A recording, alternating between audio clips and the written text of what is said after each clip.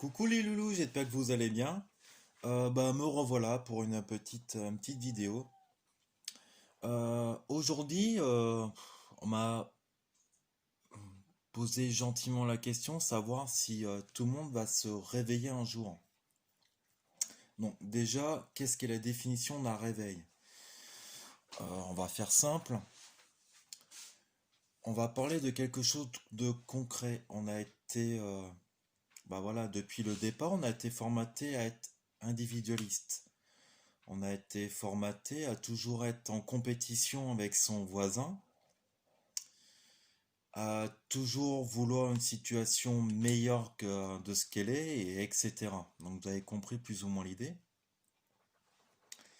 Alors, le réveil, justement, c'est tout simplement, d'où le nom, se réveiller comme quoi, justement, on a été formaté.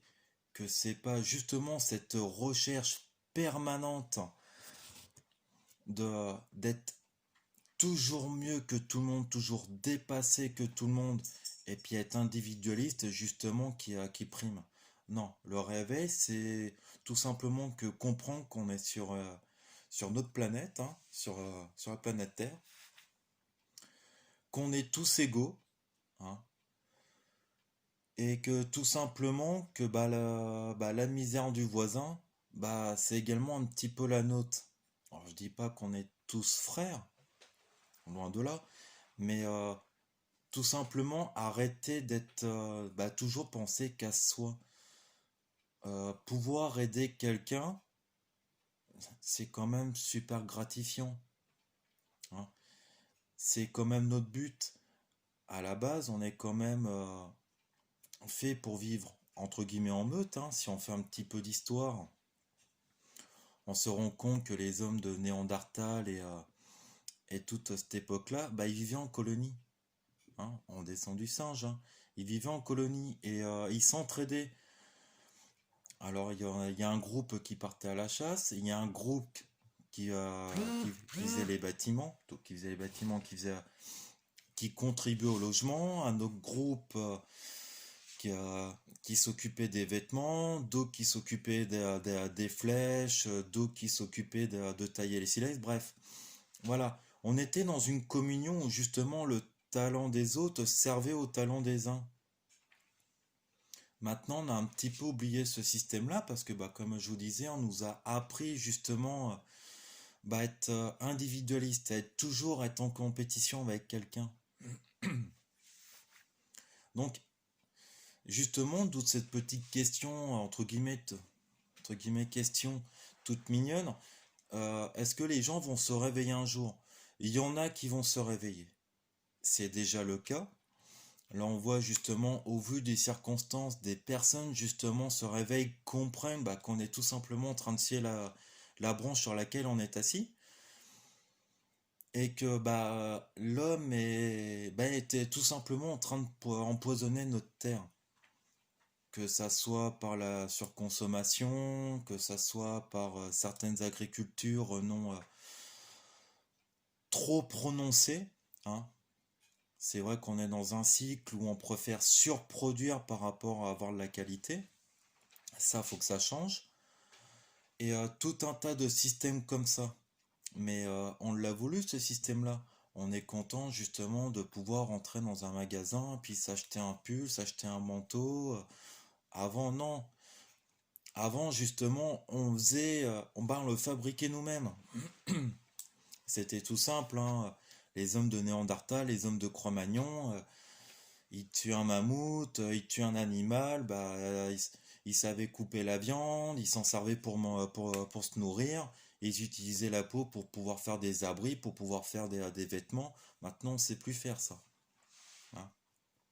On a évolué, on a engendré un système. Et après, ce système-là, justement, a engendré des personnes qui sont individualistes, qui s'occupent pas de son prochain. On voit justement combien de personnes qui laissent leurs grands-parents ou leurs parents justement en maison de retraite et qui vont pas les voir parce que voilà, on s'en fout du vieux quoi. À la vôtre. Donc voilà. là, justement, avec ce qui se passe, avec le confinement, avec ce virus-là qui fait qu'on est obligé de se confiner, on voit que la nature reprend ses droits. On voit que justement, dans certains endroits, comme Venise, où il y avait une surpopulation, une surcirculation, les eaux étaient, excusez-moi du terme, étaient dégueulasses et tout le tralala. Bon, on voit que justement, bah voilà, l'être humain est enfermé, et puis bah, la nature reprend ses cours. L'eau est claire, les poissons reviennent, les cygnes se baladent dans les canaux. Dans certains ports où il y avait une suractivité justement de gros bateaux transporteurs, tout ça, bah, les dauphins reviennent. Donc voilà, ça prouve bien que justement, bah, là, la nature est en train de reprendre ses droits. Et bah, certaines personnes justement voient ça et se disent, oui, effectivement, on, on est en train de tout détruire. Faut revenir à des choses beaucoup plus essentielles, pouvoir aider son prochain. On apprécie justement d'être à la campagne, d'entendre les oiseaux. Le truc tout simple. On voit dans certaines grandes villes comme Paris, tout ça, les gens s'arrêtent. Ils ont arrêté de survivre, mais pas dans le terme survivre, voilà, de se protéger et de, et de protéger sa vie. Non, c'est le fait de survivre, en deux mots, de tout simplement de vivre à 4000 à l'heure. Bah, les gens, ils sont enfermés chez eux, ils sont confinés, bah, ils ouvrent le balcon et puis quelle joie d'entendre les oiseaux. Bah oui, c'est ça la vraie vie. C'est ça justement le plaisir, c'est pouvoir être en communion justement avec son élément. Là, on n'est pas en communion. Actuellement, dans certaines grandes villes, on n'est pas en communion. On empiète, on devient viral.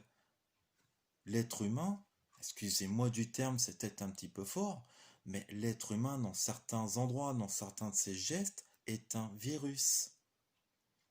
Là, on est content justement d'ouvrir sa fenêtre, entendre les petits oiseaux, voir les papillons, voir tout ça. Les gens, ils réapprennent à vivre, ils réapprennent les valeurs. Donc oui, certaines personnes justement vont se réveiller, vont prendre conscience que l'être humain fait partie d'un tout. Voilà, le terme il est là, on fait partie d'un tout. On doit pas se considérer supérieur au reste. Non, on fait partie d'une chaîne alimentaire, on fait partie d'un élément. On, c'est comme si vous regardez justement des reportages avec la savane. On voit souvent justement les lions, surtout les lions, parce que le lion il dort. Les lions courir après un animal. On a beau trouver ça cruel, mais un truc à savoir, c'est qu'il loupe 10 fois sur... il loupe 10 fois sur 10. Non, 9 fois. Ah, j'ai y arrivé. 9 fois sur 10. 9 fois sur 10, c'est des tentatives avec échec. Ils ne mangent pas forcément à leur faim. Voilà. Il y a quand même une certaine justice où sur les 10 antilopes, bah il y en a 9 quand même qui arrivent à y échapper. Vous voyez, c'est un cycle où justement tout est harmonieux. Pourquoi on ne fait pas confiance à la nature? Pourquoi on essaye à tout prix de la détruire? À quoi ça sert d'être en surpopulation dans des zones où y a plus d'oiseaux, il n'y a plus rien. On se plaint des abeilles qui sont en train de disparaître, mais on y est pour quelque chose de ces abeilles-là. On balancerait moins de produits toxiques dans les champs, justement pour surproduire, toujours surproduire, on ne sait jamais, surproduire. Non, c'est pas viable. Alors effectivement, on y arrive, mais au détriment de la qualité. On est quand même un des pays qui produit le plus tout en consommant le moins. Bon, je vais m'expliquer. On va dire qu'on en fabrique 3, mais on n'en consomme que 1,5 voire 2. Le reste, on en fait quoi? qu'est-ce qu'on fait du reste? On le donne pas, on le jette, tout simplement. Et là, justement, ces gens-là sont en train justement de se réveiller. Alors, tout le monde se réveillera pas. Faut pas rêver. Je vais pas vous casser votre utopie, mais tout le monde se réveillera pas. Donc, certains vont se réveiller, certains vont comprendre, certains vont revenir à des choses beaucoup plus essentielles, beaucoup plus naturelles, beaucoup plus primaires. Donc, c'est là où justement, les éveillés d'avant, justement, rentrent en jeu. On a été catalogué comme marginal, comme fou furieux, fêlé, tout ce que vous voulez. Mais ces gens-là, justement, ils sont en train de se rendre compte qu'on n'était pas si barré que ça, justement. On avait compris un système déjà bien avant eux. Et c'est là où, justement, là où on rentre, là où on devient capital, c'est qu'il faut continuer, justement, à croiser ces gens-là. Bon, pour le moment, c'est pas facile. Merci Facebook ou les réseaux sociaux, mais justement à croiser ces gens-là, puis à les accompagner, à leur faire comprendre que oui, effectivement, on fait partie d'un tout. On n'est pas l'être supérieur, non. En aucun cas, non.